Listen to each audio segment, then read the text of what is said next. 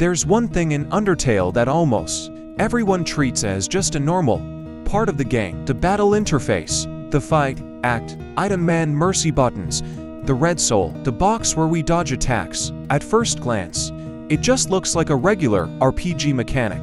But the more you look at certain monsters, the stranger everything becomes. Sans dodges attacks directly inside the interface. Asgore destroys the mercy button. Flowy straight up controls save files and the game system itself. And that raises a question. What if the battle interface isn't just gameplay? What if it's an actual system inside the world of Undertale? One that monsters can interact with. Today, I'll try to break down this theory and also create my own tier list ranking monsters by their influence over the interface. General information about the interface. During battles in Undertale, a battle box appears where the human soul can choose between four actions: fight, act, item, or mercy. After the player's turn, the monster attacks, and the soul has to dodge patterns and projectiles. The interface itself also gives us information about enemies, their stats, dialogue, emotions, or even their thoughts. Most people see this as nothing more than a gameplay mechanic. But what if the battle interface only activates during fights between humans and monsters? Suddenly, a lot of things start looking very different. For example, we know almost nothing about how monsters fight each other. And Dine directly says that she couldn't even land a hit on Asgore during training. And that's strange, especially when the Royal Guard in-game doesn't seem nearly as powerful as you'd expect from the King's elite warriors. Maybe the reason is that monster versus monster combat works completely differently, and the battle interface only activates when a monster interacts with a human soul. If that's true, then even monster training could be very different from what the player actually sees in-game. Monsters influencing the interface. Some monsters in Undertale are capable of directly affecting the battle interface. The simplest example is changing the color of the soul, and Dine turns the soul green and forces it to follow shield mechanics. Metaton transforms a fight into a literal shooter game. Other monsters use colored attacks with their own unique rules, but some characters go much further than that. Asgore destroys the mercy button before the real fight even begins. Sans dodges attacks directly inside the battle system, and Flowy completely controls save, load and reset. And honestly, I think this is almost a direct indicator of a monster's strength, knowledge, or battle experience. The more influence a character has over the interface, the more they understand the battle system itself. But there's another interesting detail. I don't think most monster attacks literally exist in the exact form we see them.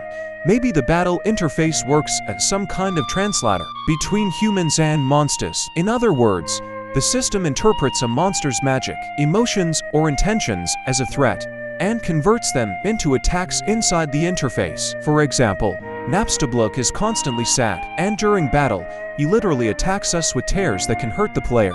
And that could explain why monsters with greater knowledge or experience are able to manipulate the rules of the battle system much more than others. Tier list. Monsters ranked by interface influence. Before we start, let me explain the rules of this tier list. I'm not ranking monsters purely based on physical strength. The main factor is their influence over the battle interface. That includes soul control, changing battle rules, understanding the system, experience, and overall narrative power. That's why some monsters may rank above characters who are technically stronger in a normal fight. 1. Civilians. This includes most regular monsters in Undertale. They barely affect the battle system and mostly use simple white attacks. A lot of them don't even seem fully aware that they're fighting in the first place. Examples: Frogget, Icecap, Lukes. 2. Amateurs. These monsters understand the battle system better. They can use colored attacks or more advanced patterns, but still lack serious control over the soul or the interface itself, as well as a deeper understanding of battle overall. A large part of the Royal Guard falls into this category. Examples: Whimsalot, Greater Dog, Washua. 3. Warriors. These are genuinely dangerous monsters. They can directly affect the human soul and partially change the rules of battle. This is where real control over the battle system begins. Examples: Papyrus, Undyne, Metaton. 4. Veterans. The most dangerous category. These monsters possess either overwhelming power, deep knowledge of the battle system, or massive combat experience.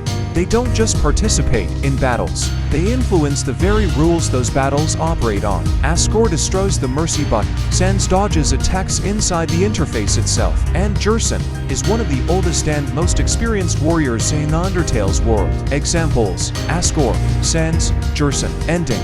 And finally, I'm going to say something a lot of people probably won't agree with. I believe Asgore is stronger than Sans. Yes, Sans is far more dangerous, unpredictable and knowledgeable when it comes to the battle system, but Asgore possesses overwhelming magical power, war experience and, most likely, much greater potential influence over the interface than what we actually see in-game. But that's a topic for another video, so let me know in the comments what you think about this theory and my tier list. Thanks for watching, smiley face.